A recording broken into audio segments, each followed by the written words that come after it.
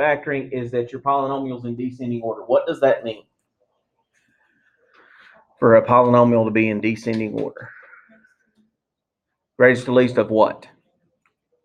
What are we descending by the numbers in front or the exponents? So like, for example, 3x to the fourth plus 5x squared minus 6x cubed plus x minus 5. Is that in descending order? No, it's not. But so in descending order is by exponents on the variable. So this one, x to the fourth, is the biggest one, so it's the first one. That's the leadoff batter. And then the next one should be minus 6x cubed, because that's the next largest exponent. And then we just go down by the exponent. Start with the biggest one and descend. Go to the smaller ones. Just rearrange. Plus the x and then minus 5. And then that is descending order. And then we could do something from there. We'll learn how to, in Algebra 2, take that larger polynomial and break it down. Today, we're not doing anything that big, but I'm going to teach you how to break those down in Algebra 2. That's the kind of where we're headed out of that. But it's got to be in descending order first. That isn't a necessity, but it sure makes every step after that so much easier. If you don't have it in descending order at the beginning, it can really get confusing about factoring out greatest common factors and what's left over and all that stuff. It gets tough to do. So if you'll put it in descending order before you start looking for anything, it can make things a lot easier on you after that. So that is what I always say. You need to do that first. And I don't think you'll hear any math teacher tell you that you shouldn't do that first. Like I said, you can factor without putting it in descending order, but it is a lot more difficult to do. After you put it in descending order, you would look for a greatest common factor. Always look for that is the first type of factoring you should always look to do. GCF, greatest common factor. So that would be something that everybody has in common. For example, for that, you might have something like 10x squared plus 5x. What do those two have in common? 5 goes into 10 and itself. How many x's do they have in common? 1. This one has 1. This one's got 2 of them, but they only have 1 in common. So the GCF would be 5x, and that would leave you 2x plus 1. And that would be factoring by greatest common factor. You'll always look to do that as your first step in factoring, because if you can pull a GCF out, one thing, it's going to get some things out of the way. It's going to make your numbers smaller a lot of times, which can really help a lot. When we start dealing with larger numbers, there's a lot more options. You think about factoring, you're thinking about like numbers like if I had to choose between dealing with a number 12 or a number 48, 12 doesn't have nearly as many factors as 48 does, meaning there's not nearly as many numbers that go into 12 as there are that go into 48. So if you can have a GCF and you can pull that out, it's going to make your numbers smaller, which makes your things you're looking for less numerous out of that. So that you always want to look for that first. Doesn't mean there will always be a greatest common factor, but you want to look for that first. The next thing you want to do is you want to count terms. We're going to get practice doing all of this stuff. And by counting the number of terms that are in your polynomial, that can help you decide what method of factoring to use. Okay, if there are 4 terms, does anybody remember how you did that in Algebra 1? What that method for for factoring something with 4 terms? Grouping. Yeah, I said it. Wow, I didn't mean to. Grouping, and we'll see an example of that in a little bit. If there are 3 terms, how did y'all do that? Remember trinomials, factoring trinomials? I mean, that's the buzzword that you want to hear. Anybody remember? Jacob remembers that X method. Make that X, and you put the number in the top and the bottom, try to find the sides. So if you haven't seen the X method before, I'm going to show you it today. I learned how to factor trinomials by guess and check. You may have learned that way too. If you didn't have me, or Coach Mac does the X method too. But the X method it's guess and check, but it's more systematic and it's easier to, it's a more of a method than it is I'm gonna try this and see if it works. But you actually have something to shoot at that's a little easier. And if there are two terms, we look for differences of squares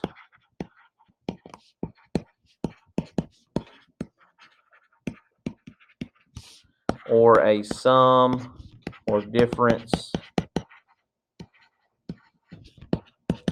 of cubes. And I'll show you. May not have, I'm fairly certain the majority of us have not factored sum and differences of cubes. We should have all have factored differences of squares by this point. But not everybody would have seen sum or difference of cubes. So we're going to go over some of these and just get our brains back going about factoring. I will go ahead and caution you, you've got to be able to factor to survive for the next couple of months in here. I mean, it is an important skill. If you're not good at it, you're going to have to do extra work to get good at it. It's just one of those things. It's kind of like if you can't tie your shoes, you probably shouldn't buy shoes with laces. That sort of thing. So, it's one of those skills in a math class that you got to have it. It's like adding and subtracting. But you're in algebra, so factoring is just a way of life. You've got to be able to do it. So I'm going to try to help. Today's lesson is more of a let's get your feet underneath you with the skills that you should have came in here with before we start throwing in harder stuff with Algebra 2 parts. So this is more of an Algebra 1 level stuff, but we got to be good at it before we can start doing the Algebra 2 parts that we're going to do. So let's look at some examples of this. And I'm actually going to work some of these from your practice so that you don't have as many to do.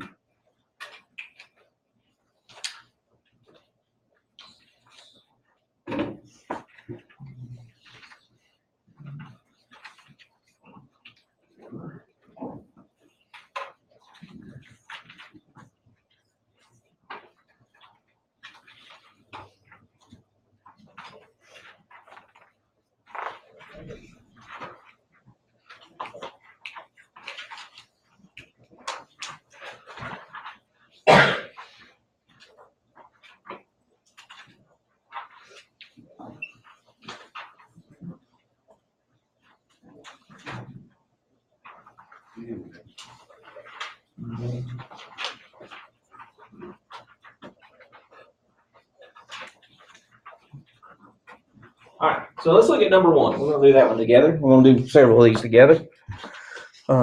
So number one, 10x to the fourth, or negative 10x to the fourth, minus 30x cubed. All right. So first thing you want to check is it in descending order? So that you look at the exponents and are they starting with the biggest and going to the smallest? Yes. This one is ready to work with. The next thing that we should look for would be a greatest common factor. What do 10 and 30 have in common? 10 goes into both of those. How many x's do they have in common? 3. This one has 3. This one has 4. So they have 3 of them in common. All right. So our GCF should be a 10 and an x cubed. Because the leading coefficient, and the leading coefficient is always the number that's in front of the highest power of x, because it's negative, a good rule of thumb for factoring is if the leading coefficient is negative, pull that negative out with your GCF. That's something that it makes things a lot easier and works out. So if I pull out a negative 10x cubed, most people can get the GCF. It's what's left in the parentheses that sometimes hangs up a lot of us. So what is left in the parentheses here? Just 1x. Okay, because 1x times negative 10x cubed would be 10x, negative 10x to the fourth. And then because we factored out a negative, that minus sign is going to change to a plus sign and a 3 in there. This is our factored form. And that's all we're shooting for today, is just factoring. We're not going to solve or anything like that today. We're just trying to work on factoring. Okay? If I redistributed this, I get the original problem back. That's always the check to that for this stuff. Let's look at number 4. 16 b to the fourth minus 32 b squared plus 8. Is that in descending order? Yeah, b to the fourth, b squared, and then no variable. So that's definitely in the right order. The next thing I want to look for is a greatest common factor. 8 goes into 16, 32, and itself. So 8's the biggest one that goes into that. 8. Do they have any letters in common? Now, the first two have b squared in common, but the third one doesn't have that. So you can't have that in common for the entire problem. So 8, and then that would leave us 2 b to the fourth minus 4 b squared plus 1, right? Now, when I see that there's still exponents here, I think, okay, maybe I can factor what's left in the parentheses further. That's one of the things that we've got to do. So that has how many terms? 3. So that tells me I'm going to try the X method. I don't think it'll work on this one, but we're going to try it anyway. I'm going to show you how to set it up. So the X method, the way that works, you take your leading coefficient, in this case it's 2, and you multiply it by the constant on the end. So 2 times 1, and that number goes up top. So it's front number times the back number, that goes up here. The number that's in the middle goes in the bottom. So -4 goes in the bottom because it's the middle term there. What you're looking for is a number that multiplies to be this up on top and adds to be -4. So we need something that multiplies to be +2 and adds to be -4. Is there anything that can do that? No, we got -2 times -1. That's +2. It multiplies to be the right thing, but it only adds to be -3.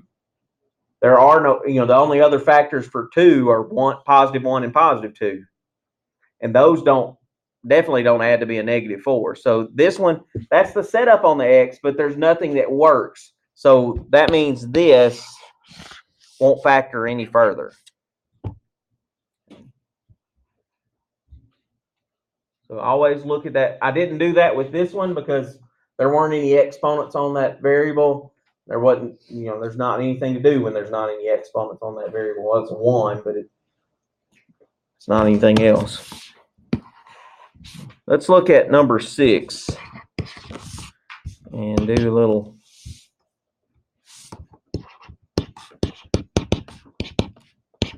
real deal algebra 1 factoring there.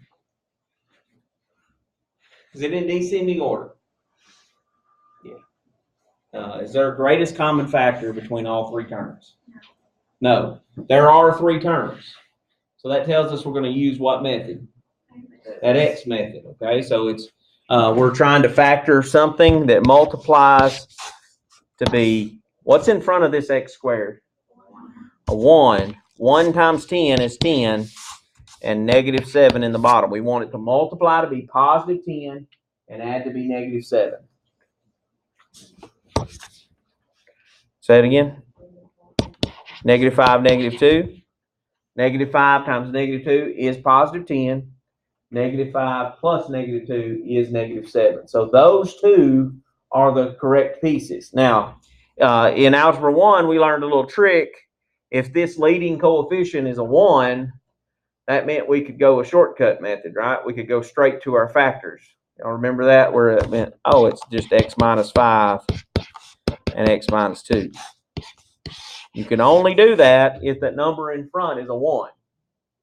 If it's something else, we've got to do it the long way. Out of that, and we'll get to one of those in a minute.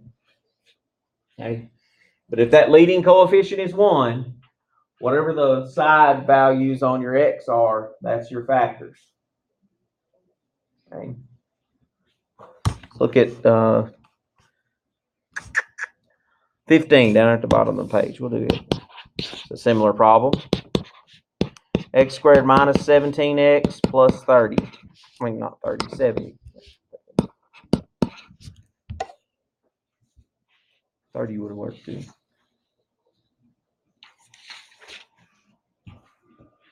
GCF? No. So that means we're going to count terms. There's 3 of them.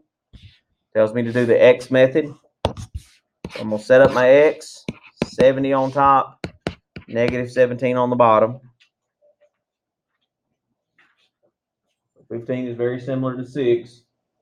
We need something that multiplies to be positive 70 and adds to be negative 17. Negative 10 and negative 7. Can we take the shortcut? Yeah, because there's a 1 in front of the x squared. So that's x minus 10, x minus 7. You've got it factored.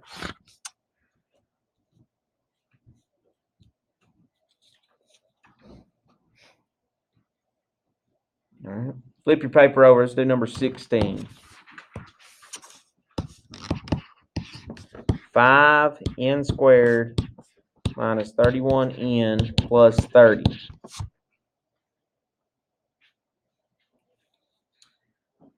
GCF. No. 5 and 30 have something in common, but 31 messes it up. So 3 terms. That tells us to do the X method. What number goes on the top? 150. 5 times 30. It's always the front times the back. 150. We need it to add together to be negative 31. So be careful that sign goes with you, that it's a negative 31. So this one's a little tougher. You got a much larger number up there. So that means there's a lot of options between 0 and 150, right? Things that multiply to be 150, though, are what we're looking for. So you start with an option. We know it's got to add to be a negative number and multiply to be a positive number. So what do we know about both numbers? They're both negative. So that helps get us right on that part. So all we really have to do is find 2 numbers that multiply to be 150 and get pretty close to 31, and that'll help us narrow it down. So I would start off with, what's the easiest way to get 150? Say it again. 25 goes into 150 how many times? 6. If you think about quarters, how many quarters in $1.50? There's 6 of them. We need them both to be negative. Does that add to be negative or negative 31? Yes, it does. Happens to be the right one. If we had started with 15 and 10, that multiplies to be 150, but only adds to be 25. So that's a good start, but it tells you, hey, I need to change my numbers a little bit there. But so the more you do this, some of you are really quick at it. Jacob was fast about that one. It just takes time and practice. The better you know your multiplication tables, the better you are at factoring. That's bottom line. So if you're not really good at multiplication tables, download the app to your phone. Just search the App Store, Google Play Store for multiplication flashcards. And there's plenty of free ones out there that you can, practice them, a minute and a half a day of practicing those if you're not good at them. And you will be very good at them in less than a week probably. So, all right. So what do we do now? Does anybody remember from Algebra 1 how to do that? All right, so this is where we're a little fuzzy because we didn't factor much in geometry at all. It's just not something you solve a lot of equations, but you don't factor. So the key here is because this doesn't have a 1 in front, we've got to do what I call the long way. And the long way is replacing that middle term with the 2 pieces we found in our x. Okay, so we're going to have 5n squared, and then I'm going to put negative 25n and negative 6n in the middle there. It does not matter what order you put these in here at. If I wanted to do negative 6 first, I could. It doesn't matter what order you put those in there. if I were to combine those back, I'd get this term. So that's what makes this legal to do, because this statement is the same as that statement. It just looks different. Now, once I've replaced, how many terms does this thing have? 4. The 4-term method is grouping. So we group the first two together and do the GCF of those two. 5n squared and negative 25n. What do they have in common? 5 and an n. What's that leave in their parentheses? N minus 5. Good. Then I'm going to do the second pair, and I usually just underline those because if I put too many parentheses in there, it gets jumbled up. It's hard to read. What would be the GCF of this set? 6, but because this is a negative, on the leading term, we're going to pull a negative 6. What's it leave in the parentheses? N minus 5. Notice how these two things that are in parentheses match up. If they don't, something's wrong. Okay, that's the check right there. If when I pull that GCF, I don't get the same thing back here, something went wrong. Either I didn't pull the correct GCF or that thing doesn't even factor. If you were able to get the X to work, this will work. So if those don't match, either you didn't pull the GCF correctly or you messed up on the X. So you know to go back. Okay. Now, here's how this works. We're not done factoring yet because this piece and this piece have what in common? They both got the n minus 5. So technically, n minus 5 is the GCF of that whole thing. Most of us just remember, hey, the matching parentheses is one factor. The stuff in front of each of those is the other factor. N minus 5 is the matching one. The stuff in front is the other one. Perfect. Thanks, Mike. Okay. So n minus 5 and 5n minus 6. If I went back and multiplied this out using distributive property, n times 5n, that's 5n squared. N times negative 6 is negative 6n. Negative 5 times 5n is negative 25n. Negative 5 times negative 6 is positive 30. All of that simplifies to be the original problem. So you can always go multiply it back together and you'll get your original back if you did it correctly. All right. Let's see. 24. Let's do 24.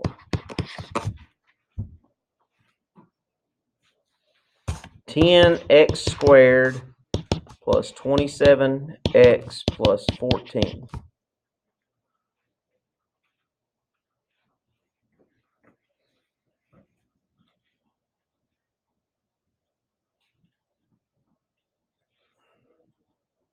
GCF. Is there one? No. 10 and 14 would have something in common, but the 27 messes that up. So it's got to be across all three of them for there to be a GCF. Okay, there's not one. So I look at how many terms there are. 3. So that tells me to use the X method for factoring. What goes up top?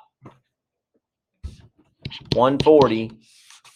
Positive 27 goes in the bottom.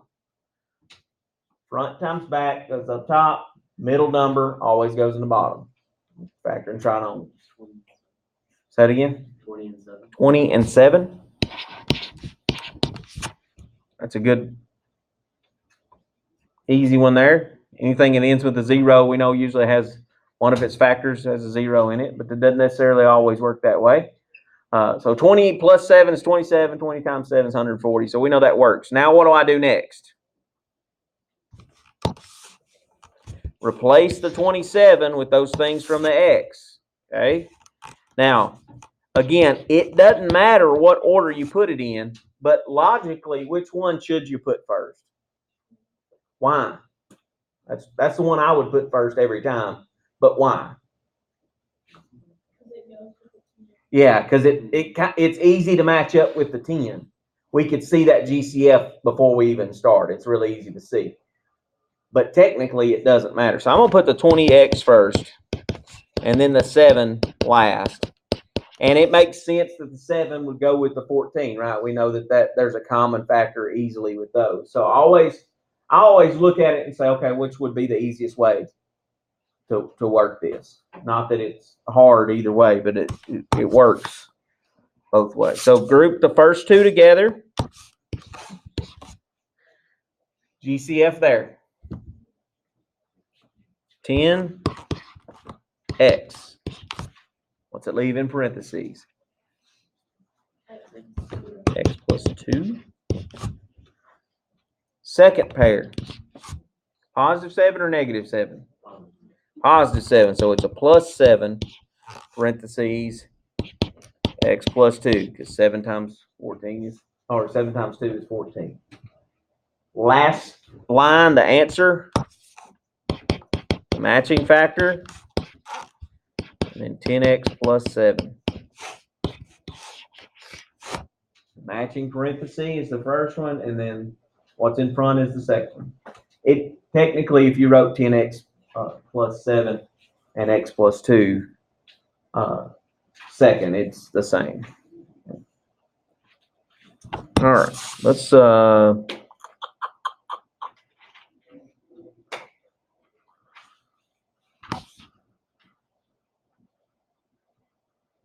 look at number 26. K squared minus 9.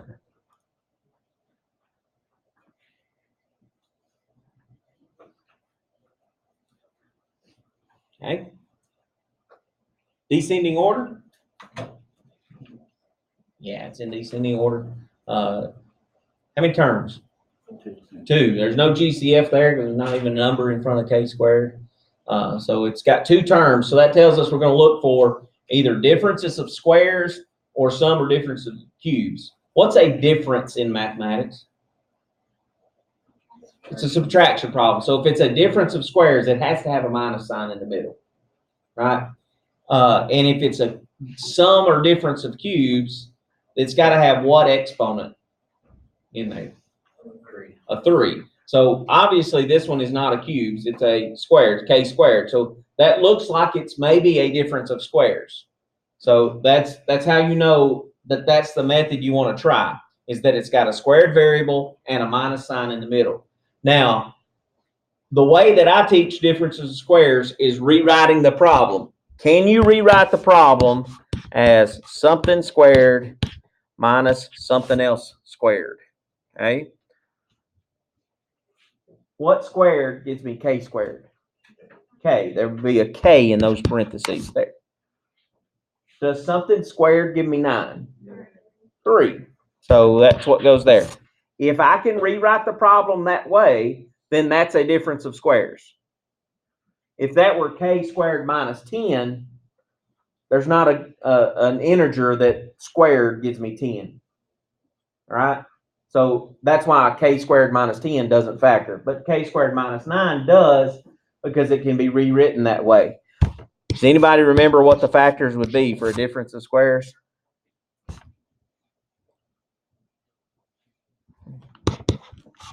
Yeah, whatever variable plus 3, and then the other one is minus 3. Whatever is in the parentheses in the front goes in the front. Whatever's in the parentheses in the back goes in the back. One's plus, one's a minus. It doesn't matter which one you put first. If you put the plus first or the minus first, it doesn't matter. But that's our factored form. Look at 29. It's a similar problem, but maybe the more difficult style. 16m squared minus 9. I already know about the 9, but that number in the front is what can be concerning. So we know that the minus 9 is minus 3 squared. We know that part. But what about the first term? What squared gets me 16m squared? 4 for the 16 and m for the m squared, right? We were able to rewrite it that way. So we can factor it using that little shortcut. 4m goes in the front. 3 goes in the back. 1's a plus, 1's a minus.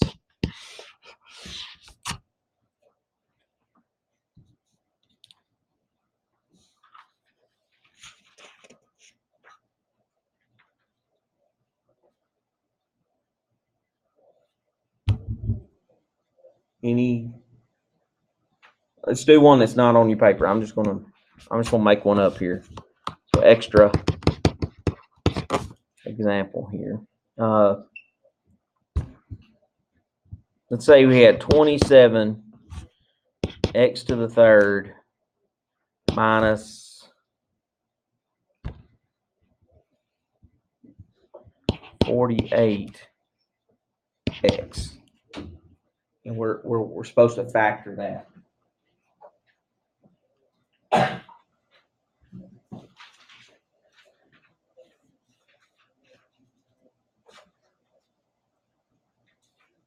What do we look for first?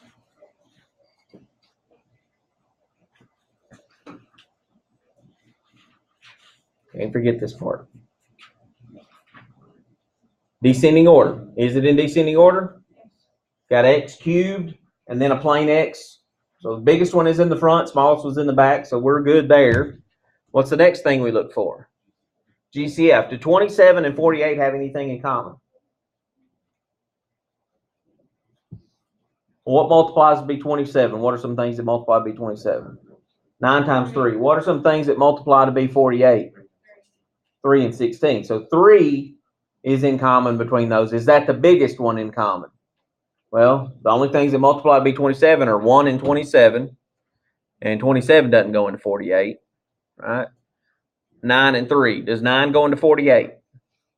No. 3 is the biggest one that they have in common out of that. So what's our GCF for this particular problem? 3, and then they both have an x, right? This has got x, this has got 3 x's, and this one has 1. So they have 1 in common. So 3x is my GCF. What does that leave in the parentheses there? 9x squared minus 16. Once we do that, we look at what's left in the parentheses and say, can I factor that again? Can this be factored? It's got 2 terms, the minus sign in the middle, and this is a squared. So I'm going to check it for differences of squares. It may or may not work, so we're going to check it for that. So if I try to rewrite it as something squared minus something squared, what squared gets me 9x squared? 3x. What squared gets me 16? 4. Okay, so that means that part factors a little further because we were able to rewrite it that way. What are the factors for this?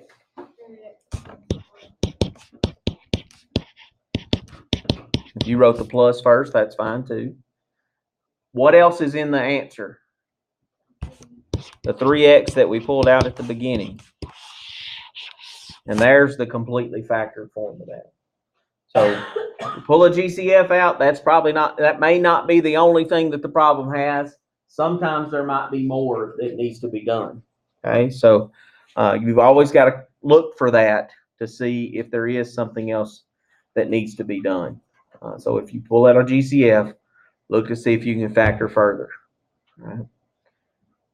So make sure as you're working the rest of that handout that you are looking for descending order first, GCF second, then counting the terms. If there's 4 terms already, then you want to group. Start off with that. If there are 3 terms, do that X method. If the number in the front of the problem was a 1, you can take that shortcut. If the number in the front of the problem is a different number, something other than 1, then you want to do that grouping method where you replace the middle term, okay, and work on that. We're going to be factoring quadratics a lot in the next week or so. So definitely getting your feet underneath you here when it's not quiz and test time is a good thing. So we're going to take today to get a chance to get better at factoring before we actually have to do it for the Algebra 2 part. So that's your job today, is finish those up. We did several of those together. The ones close to the ones that we did are very similar to those. So be working on those, and I'll print a key and put it up here so you can make sure you got them right and stuff. So.